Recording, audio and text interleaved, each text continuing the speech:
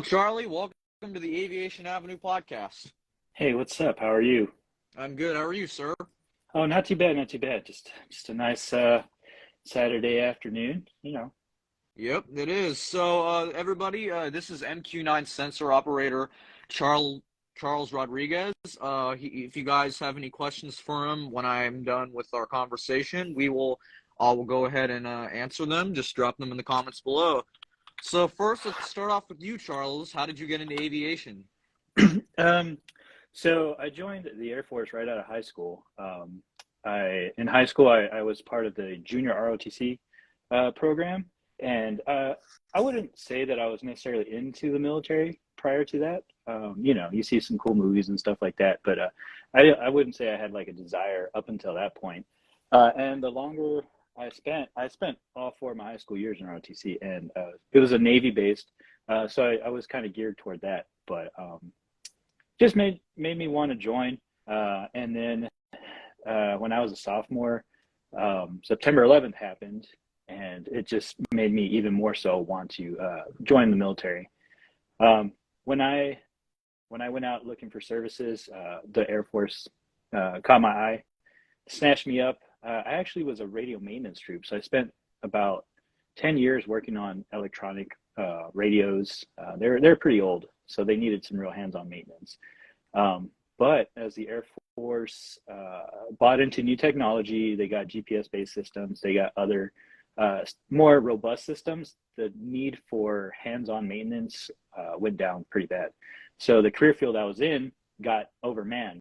And so when that happens in the military, there's a retraining program that offers people who are already in an opportunity to move to a new career field. They give you several choices. You can, hey, Air Force, I don't really want to stick around if you're going to change my job, so I'll take off. They give you an opportunity to choose a job as long as there's availability. And then also, if you just want to stay and you're really indifferent to what you do, they'll let you do that route too. So I had originally started looking at cybersecurity because my passion is computers. Unfortunately, at that time, they weren't taking anybody. But I had a friend who was in the same situation as me. He was looking at operating remote aircraft. And he told me a little bit about it. And I thought, hey, that's pretty cool. Sign me up. Yeah, so that's how I became a sensor operator, originally on the MQ-9. Oh, awesome, man. And then I actually am in the same program you are, JROTC. Okay, yeah, nice. I think it's really good. Like I said, the military has so many avenues for STEM and like history and their tradition. It's its own entity. I think it's very cool. And I like seeing youth that join that. I think it offers structure in a time where life is chaotic. Yeah, that is true. And then what kind of training did you have to go through to be a sensor operator? Okay, so it starts off in Lackland Air Force Base in San Antonio, Texas. You start off in a aircrew fundamentals. So in that class, when I went through, I think it's being revamped a little bit. But when I went through, it was, I want to say, a week and a half to 2 weeks. And that's super basic stuff. You got to remember, in the military, it's catered to like somebody who just has no idea about most things. Well, actually, first of all, I got to say, before even that point, you do have to qualify to get into the AFSC. Part of the test that I had to qualify for was I had to have a really high ASVAB score. So mechanical and engineering had to be higher than mathematical stuff as well. I had to take a typing test. I had to be able to type. Yeah, I had to type a certain amount of words per minute. And I was kind of confused at why, but later on I found out that communications with other entities in that aircraft are done primarily through the internet. So keyboard skills are definitely, even interfacing with the aircraft, you need to be able to type. So that's preliminary, right? You also have to pass a flight physical. Even though my aircraft, I'm not in it, I'm sitting on the ground, you do still have to qualify for the majority of things. However, some things are waiverable. Depth perception is one that traditionally, if you're a flyer, you can get disqualified for. But since our interface with the aircraft is a 2D screen, that one can get waived. So it's an avenue for aviation for people who are unable to maybe meet some of those criteria. But yeah, so training in Lackland began with aircrew fundamentals. They taught us the basics of flight, such as like thrust, lift. They taught us how to deal with, we get certain allotments as flyers. We have to log and keep current in certain things. So they're teaching us, hey, you need to be able to do X, X, X, and X every 30 days or every 45 days. How do I track that? How do I make sure that I don't go non-current and lose my flight status? So there's a lot of like admin stuff, which was interesting. Now, at that point, if I was on a manned aircraft, I would have gone to the centrifuge, and then I would have gone to SEER. But again, since I'm not physically in a plane, those parts are waived as well. So I didn't get to go get spun around, and I didn't get to go, do the SEER training, which is at the time I was fine with. Not really, wasn't really looking forward to getting thrown in the middle of a forest and threatened. But after that, I went to a course called BSOC. It was still in San Antonio, but it was at Randolph Air Force Base. So I think it's on the other side of town. And that's where I spent, I want to say 3 months we learned how to read maps. We learned about the electromagnetic spectrum. That's how our planes are controlled via satellite. We learned a little bit more about, bearing ranges, stuff like that. And then it was a very light touch of how to manipulate controls as far as zooming in, moving a camera, but it wasn't as robust as the next course. So from that course, that's where we get our wings. So we're officially air crew. In my case, since I was based at a different base than where I was going to end up, they sent me back home to pack up and move to, I ended up in Nevada. And then they sent me to Holloman Air Force Base in New Mexico, and that's where the platforms are separated and taught more in depth. So that's when I learned specifically sensor operator, how to manipulate the controls, how to operate the camera for best effects, whether it be to, sometimes you want a really clear picture, and other times you need to enhance like infrared signatures. So knowing to distinguish when to use either one of those and how to get there. And then that's where we learn our mission sets, such as ISR, which is intelligence, surveillance, and reconnaissance. So how to break down a city or a desert into manageable, scannable areas, so that way you don't lose track of places that you have already looked at. How to fire weapons, how to search for personnel. We have the potential to do search and rescue. Not a very common mission set that we actually do, but we are taught how to do that. And then it culminates into like a final evaluation of, can we operate safely in an airspace, maintaining awareness of other aircraft? Can we interface with ground forces? Can we interface with other air assets? And that's our check ride. So at that point, we're formally evaluated and then sent on our way to do our mission. And that course for the MQ-1, which is no longer in service, it was about 4 months. And for the MQ-9, which is the more robust plane, that one was 6. Interesting. And then, yeah, that is awesome. And then another thing is, are they like real aircraft? Do you have to like pre-flight and stuff like that, or is that all done for you? So the MQ-9, these remote operated planes. So I've been working on these since 2013. There's two, how do I put it? There's two parts to it, right? So there's the launch and recovery element that actually deploys to countries, and they put the aircraft in the air. And the reason that was needed is because there's a satellite delay in your control input. So as a pilot inputs, pull up or face down, there's about 2 seconds before the airplane actually actuates those commands. Not a good thing when you're close to the ground. So that small unit, the launch and recovery element, they'll go forward deploy, and they use line of sight systems that are instantaneous. So what they'll do is they'll take it off or they'll land it, and then they pass it on to the guys that are here in country or in the States operating and doing the mission. And that's when the phase changes. So, just get back to what was your question again? Sorry. Did you have to pre-flight? Oh, pre-flight. Okay, that's right. So the deploying guys would they interact with maintenance personnel over radios. The pilots will go and do some of those several checks, and then maintenance will help with the rest. Putting the munitions to live mode, making sure everything's in tolerances.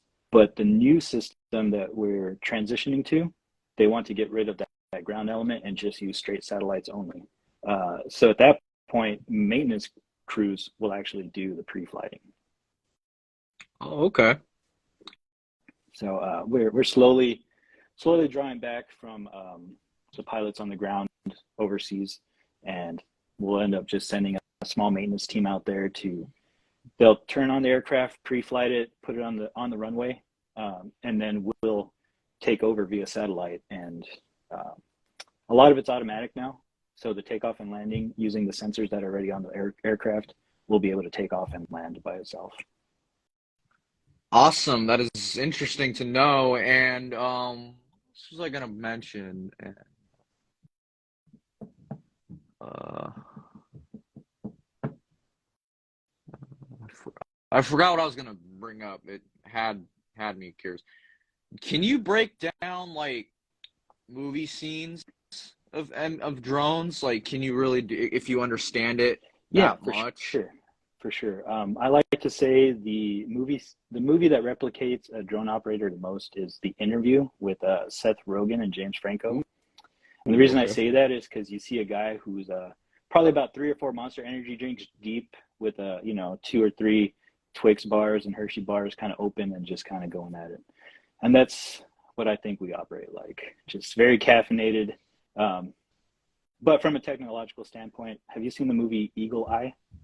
I've heard of it. I've not seen that. Okay, that one I think has the most accurate portrayal of a drone. Um, there's some other scenes in there with like a bird drone or something like that, some kind of small robotic, which might exist. I don't know for sure. But as far as like the MQ-9, we spend a lot of time just scanning, just collecting data for intelligence. So we really just do loiter around. We'll follow whoever we need to follow. But that's more of our job than it is we can strike. And don't get me wrong, we've been part of missions where using kinetic weapons has led to good effects and the effects that are needed. But I'd say our bread and butter is that collection of just visual video data.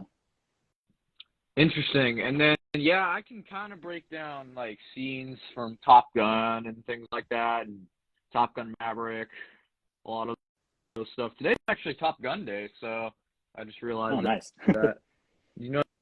And then, yeah, thank you again for reaching out to me. Hey, no worries. Yeah, I saw some of your pictures on Instagram from the air show, and I snapped a few myself. So I have a podcast. I'm not really good at it, It's okay. so I'm Air Force. My buddy my co-host, he's an Army guy. He's actually getting out. So there's a lot of time where we're just unable to connect. But we just talk about our adventures and shenanigans. Some things that are more hard hitting, some things that are more lighthearted. Yeah. Yeah. And then I've been doing this since 2020, since July of 2020. It was an app called Anchor I used, but they changed it to Spotify for podcasters now to create more like unique experiences for listeners, questions, poll, and things like that. Nice. Yeah, And I like I it. use that as my interface, and then I use a Podcastle to do the interviews. Oh, okay. It saves in the background, so it's really helpful whenever there's like bad connection or something. Yeah, that's good. I like that. And then a lot of things that I love doing is talking about the air shows I go to, the people I meet, and the things I see, things I take photos of. My favorite museum is the Planes of Fame Air Museum out in Chino, California. Have you heard of that? I haven't. Yeah, I don't think I've been down that way. Yeah, it's in Chino, California at the Chino Airport Okay. or Cal Aero Field. Cool. Steve Hinton is the president. He flew the Bearcat with the Hornet. Oh, okay. Now that's the president of Planes of Fame. Nice. He's a really Yeah. nice guy. I like him too. And then what what was your most memorable moment or actually let me rephrase that. What was your most memorable moment as a sensor operator in your whole military career? Um, I guess my most memorable moment as a sensor operator is, I hate to get a little dark here, but No, it's as a okay. member of the military, sometimes you do have to take a life. Um, and I was 2 weeks into my unit, so I had finished school, I had finished all my training, and it was my second week of operating the MQ-9, and we we were falling. So it's interesting because you literally swap out other people who are doing the mission. So I came in to relieve whoever was in there. You can't really do that in a different plane too much, especially in something that's probably has weapons. But I walked in there for my shift, swapped out the dude, and he had eyes on about six insurgents, and we were watching them, just seeing what they were up to. And what they were up to was going to a fob and taking some pop shots at U.S. forces. So at that point, it becomes a self-defense ROE. And so, yeah, 2 weeks in, and we managed to neutralize two of them. Unfortunately, they kind of spread out after the weapon was in the air, but we got them to disengage and stopped that from continuing on. But that was around 2014 when things were more hot in the desert. Oh, yeah, and that's very interesting. Thank you for sharing that. And I'm going to tell you a little bit. My dad served in the United States Marine Corps with HMX-1. It's a helicopter squadron. He met President Bill Clinton, Okay, that's pretty good. and yeah, he's So it's prestigious. yeah, it is, and it was really great to actually. And yeah, so anybody have questions for Charles? Can you see how many people are watching? Because it's kind of glitched whenever I use Um, this. yeah, I see two, but I do see more people kind of in the um, like in the comments. Yeah, they were Maybe in, but I don't know where. maybe it's frozen. Yeah, it is frozen. I don't know what the deal is. So, what air shows are you planning to like attend this year? Um, so honestly, I'm fairly new to California.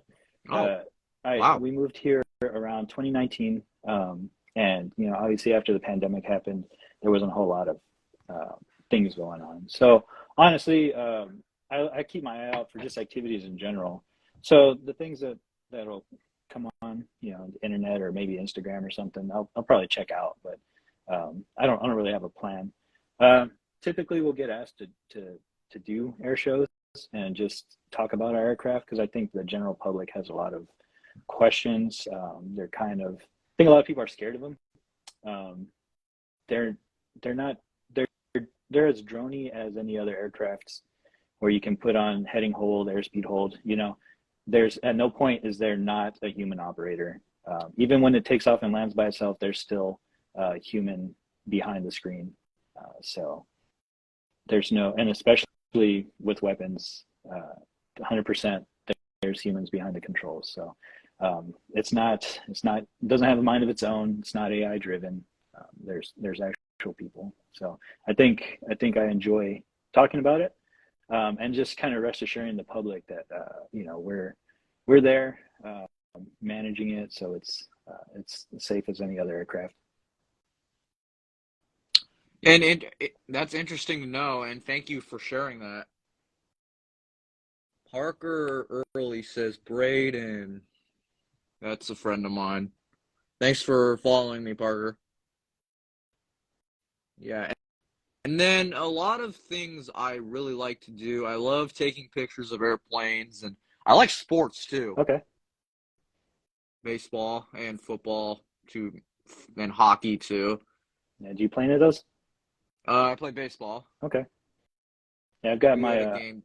got my kids into that. Oh yeah, that's right. We tried to connect earlier in the week. You had a game, yeah.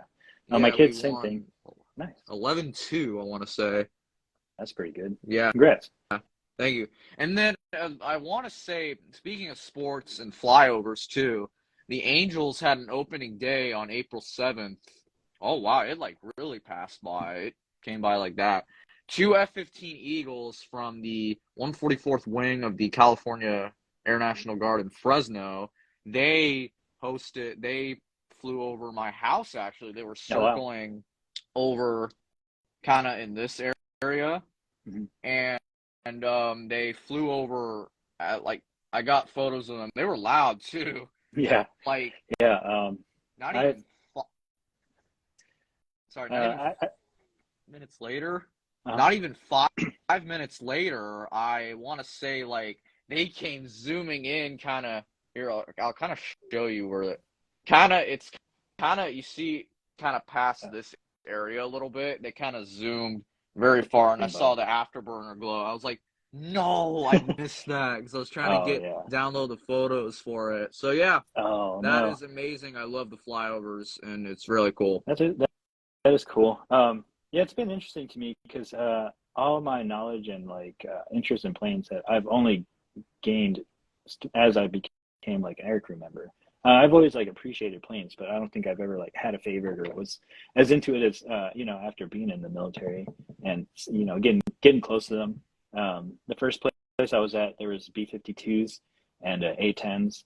The B-52 is kind of, I mean, it's cool, but it's kind of gross. It's very loud and Yeah. smoky. And my second base was C-130s. So those guys are cool. Not too loud of a plane, and they kind of do it all. The A-10s are pretty sweet though. Yeah, they We are. they were when I was deployed. They were our neighbors, and they let us go poke around a little bit. They had their cannon out for maintenance, so we got to see how large that actually was, and they had the drum out and everything.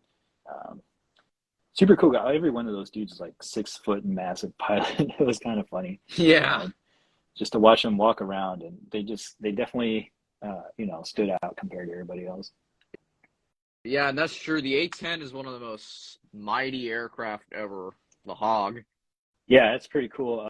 They do a lot of close air support, which we kind Yep. of do as well. Not necessarily to their level, but it is our ability to go slow, which is really Yeah. it's really kind of key because that's what you need when you're kind of doing like close air support and stuff like that. Being able to slow down, identify your targets, and be sure of what you're trying to hit definitely comes in handy. And I think our platform really nails that. Yeah, it does. And then that is true for the Air Force. And thank you, sir, for all you do. Yeah, I appreciate you, and thanks for having me on. Yeah, you're welcome. Does anybody else have any questions for Charlie or Charles? Uh, so, and then if, I guess that's going to wrap it up. Thank you, Charlie, for coming on. Well, thanks for having me again. I hope you have a good afternoon. Yeah, you too, sir. Bye-bye. Bye.